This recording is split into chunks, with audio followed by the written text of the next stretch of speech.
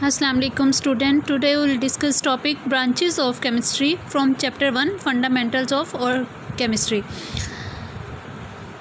Chapter 1 जो है इसका लास्ट लेक्चर जो दिया था मैंने, उसमें हमने इंट्रोडक्शन पढ़ा था। हमने देखा कि केमिस्ट्री जो है वो पहले हमने साइंस के बारे में पढ़ा। साइंस जो है वो हमारे पास क्या है कि नॉलेज है, और इसके बाद हमने केमिस्ट्री के बारे में पढ़ा कि केमिस्ट्री जो है हमारे पास यूनिवर्सल साइंस की एक ब्रांच है जिसमें हम मैटर की कंपोजिशन को स्टडी करते हैं, मैटर के स्ट्रक्चर को, मैटर की प्रॉपर्टीज़ को और उनके रिएक्शन को। ठीक है, इसके अलावा हमने देखा कि हम केमिस्ट्री को क्यों स्टडी करते हैं, यानी कि उसकी इम्पोर्टेंस क्या है। ठीक है, तो मैंने ये कहा था कि केमिस्ट्री की जो है हमारी तकरीबन हर फील्ड में जो है हमारी काफ़ी चीज़ें जो हैं उसको वो केमिस्ट्री की ही प्रोडक्ट्स हैं। ठीक है, तो अब हम देखते हैं कि केमिस्ट्री जो है इसको फर्दर जो है ब्रांचेस में डिवाइड किया गया है। आज हम उन ब्रांचेस को स्टडी करेंगे। सबसे पहले हमारे पास जो है ब्रांचेस में हमारे पास आ जाता है फ़िज़िकल केमिस्ट्री। जैसे बेटा हमारे पास फ़िज़िकल, आपको नाम से ही पता चल रहा है, ठीक है, कि हमारे पास जो है वो फ़िज़िकल प्रॉपर्टीज़ हम रिलेट करेंगे।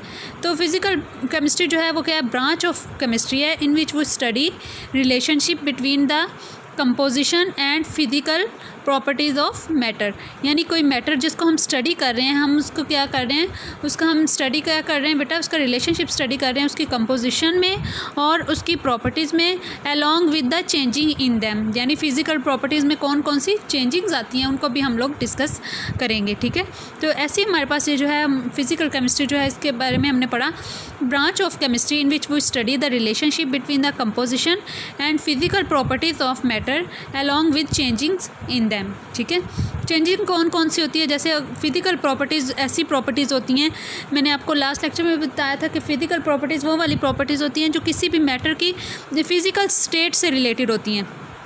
तो इसमें बेटा हमने कलर, स्मेल, ये वाली चीज़ें जो है, इसके अलावा चेंजिंग्स इन दैम कैसे आती है, यानी कि हम देखते हैं हमारे पास एक सॉलिड है तो हम देखेंगे कि वो सॉलिड कैसे लिक्विड में चेंज होता है, या लिक्विड जो है वो कैसे गैसेस में चेंज होते हैं, या कैसे फ़िज़िकल प्रॉपर्टीज़ जो हैं मैटर की चेंज होती हैं। ठीक है, तो वो सब हम किस में स्टडी करते हैं, फ़िज़िकल केमिस्ट्री में स्टडी करते हैं।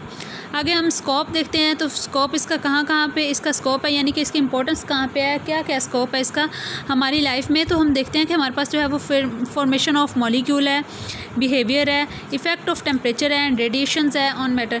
आपको पता है रेडिएशंस जो है सन से रेडिएशंस आती हैं, इसके अलावा टेम्परेचर जो है डिफरेंट जो है वो हम देखते हैं कि फ़िज़िकल स्टेट जो होती है मैटर की, उसके ऊपर क्या क्या इफ़ेक्ट होते हैं, टेम्परेचर का क्या इफ़ेक्ट होता है, रेडिएशंस का क्या इफ़ेक्ट होता है, या कोई मॉलिक्यूल है वो कैसे फॉर्मेशन उसकी हो रही है। ठीक है, उसका बिहेवियर कैसा है, उसकी फ़िज़िकल प्रॉपर्टीज़ कैसी हैं। तो इन सब को बेटा हम किस में स्टडी करते हैं, फ़िज़िकल केमिस्ट्री में।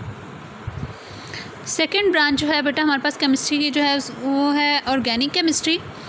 ऑर्गेनिक केमिस्ट्री की अगर हम डेफिनेशन देखें तो हम लोग कहते हैं कि ये हमारे पास क्या है, ब्रांच ऑफ केमिस्ट्री है in which we deal with the study of covalent compounds of carbon and hydrogen, यानी इनको हम हाइड्रोकार्बन्स भी कहते हैं, जिसमें हम हाइड्रोकार्बन की स्टडी करते हैं एंड देयर डेरिवेटिव्स। ठीक है, the branch of chemistry that deal with the study of covalent compound of carbon and hydrogen and their derivatives. Derivatives क्या होते हैं बेटा, देखिए कार्बन और हाइड्रोजन के कंपाउंड जो होते हैं उनको हम हाइड्रोकार्बन्स कहते हैं। ठीक है, अब वो हाइड्रोकार्बन और हाइड्रोकार्बन से बनने वाले जो नए कंपाउंड है जो हाइड्रोकार्बन से बन रहे हैं उनको हम उनके डेरिवेटिव्स कहते हैं। ठीक है, तो हमारे पास ये केमिस्ट्री की वो ब्रांच है जिसमें हम लोग हाइड्रोकार्बन को स्टडी करते हैं और उनके डेरिवेटिव्स को स्टडी करते हैं।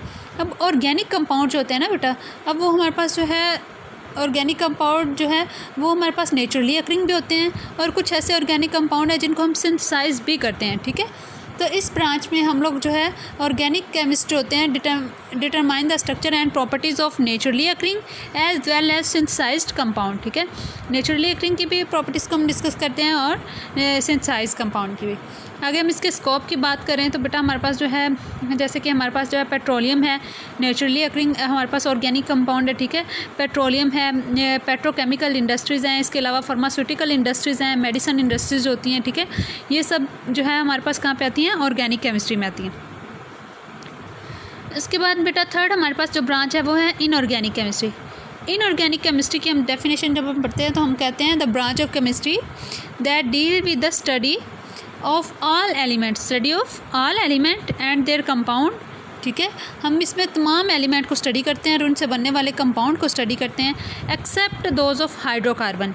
यानी हाइड्रोकार्बन को हम ऑर्गेनिक में स्टडी करते हैं, तो एक्सेप्ट उन हाइड्रोकार्बन कंपाउंड जो कार्बन और हाइड्रोजन के हैं, उनके अलावा जितने भी एलिमेंट हैं उनकी स्टडी को बेटा हम क्या कहते हैं, इनऑर्गेनिक केमिस्ट्री कहते हैं। ठीक है। आगे इसमें हमारे पास जो है वो इनऑर्गेनिक केमिस्ट्री के स्कोप की अगर हम बात करें तो बेटा इसका स्कोप ज़्यादातर केमिकल इंडस्ट्रीज़ में होता है। जैसे कि हमारे पास जो है वो ग्लास इंडस्ट्रीज़ है, सीमेंट इंडस्ट्री है, सिरेमिक्स यानी जहाँ पे बर्तन वगैरह बनते हैं, मेटलर्जिक इंडस्ट्रीज़ हैं। मेटलर्जी हमारे पास क्या है, प्रोसेस होता है, एक्सट्रैक्शन होता है, मेटल की एक्सट्रैक्शन का एक प्रोसेस है। ठीक है। तो मेटलर्जिक इंडस्ट्रीज़, तो इसका जो है ज़्यादातर स्कोप इंडस्ट्रियल लेवल पर है। ठीक है। इसके बाद बेटा नंबर 4 पे हमारे पास केमिस्ट्री की ब्रांच है बायोकेमिस्ट्री। बायोकेमिस्ट्री हमारे पास क्या है, branch of chemistry in which we study the structure, composition and chemical reaction of substance in living organisms. यानी ऐसे सब्सटेंस की हम बात करते हैं या ऐसे सब्सटेंस की हम कंपोजिशन को, स्ट्रक्चर को, रिएक्शन को, प्रॉपर्टीज़ को डिस्कस करते हैं बेटा, जो लिविंग ऑर्गेनिजम्स में पाए जाते हैं। ठीक है। तो हमारे पास जो है जैसे लिविंग ऑर्गेनिजम्स में हमारे जो है वो बायोमॉलिक्यूल्स होते हैं, carbohydrates, protein, fats, vitamin, DNA, RNA, तो ये सब जो है इसको हम डिस्कस करते हैं बेटा बायोकेमिस्ट्री में। ठीक है। स्कोप की अगर हम बात करें तो हम क्या करते हैं कि synthesis of metabolism of biomolecule, यानी बायोमॉलिक्यूल जो है जैसे कि लिविंग ऑर्गेनिज्म में कार्बोहाइड्रेट है, प्रोटीन है, फैट्स, डीएनए, आरएनए, ये सब जो है इनको हम कहाँ पे स्टडी करते हैं बेटा, बायोकेमिस्ट्री में। केमिस्ट्री की ब्रांच है। देखिए बेटा आपको वर्ड से ही पता चल रहा है, वर्ड जो है वो कम्बिनेशन है बायो का और केमिस्ट्री का। बायो मतलब लाइफ, केमिस्ट्री जो है, और देखें बेटा इसमें हम लोग आगे यानी कि ऐसी चीज़ें या ऐसे सब्सटेंस का हम रिएक्शन को, कंपोजिशन को, प्रॉपर्टीज़ को स्टडी करेंगे जो लिविंग ऑर्गेनिज्म में पाई जाती हैं। ठीक है। तो उसमें हमारे पास जो है आगे हम इसकी एप्लीकेशन की अगर हम बात करें तो हमारे पास एप्लीकेशन इसकी कहाँ कहाँ आती हैं, मेडिसिन में आती हैं, फूड साइंस में आती हैं, एग्रीकल्चर में आती हैं। ठीक है। इसके अलावा emergence of biochemistry as separate discipline, यानी हमने इसको जो है वो सेपरेट क्यों रखा बायोकेमिस्ट्री को, ताकि हम लिविंग ऑर्गेनिजम्स के बारे में स्टडी कर सकें कि लिविंग ऑर्गेनिज्म जो है वो किस तरह से अपनी जो है वो एनर्जी प्रोड्यूस करते हैं, एनर्जी कहाँ से लेते हैं, कैसे वो खुराक से अपनी एनर्जी जो है वो बनाते हैं। ठीक है। इसके अलावा हम how fundamental biological changes occur during disease, यानी इसके अलावा हम स्टडी करते हैं कि जब भी किसी पर्सन को या किसी लिविंग ऑर्गेनिज्म में कोई डिजीज़ होती है तो के अंदर कौन कौन सी ऐसी चेंजिंग्स हैं, कौन कौन सी बायोलॉजिकल चेंजिंग्स आती हैं जिसकी वजह से जो है वो बीमारी होती है। ठीक है। तो ये सब जितने भी लिविंग ऑर्गेनिज्म में जो है वो इसकी कंपाउंड्स की, सब्सटेंस की जो स्टडी होती है बेटा, उसको हम क्या कहते हैं, बायोकेमिस्ट्री कहते हैं। Thank you. आज हमने 4 जो है वो ब्रांचेस को डिस्कस किया है, कौन कौन सी, फिज़िकल, ऑर्गेनिक, इनऑर्गेनिक और बायोकेमिस्ट्री। नेक्स्ट जो ब्रांचेस हैं उनका नेक्स्ट लेक्चर में डिस्कस करेंगे। आज का लेक्चर यहीं तक था। अल्लाह हाफिज़।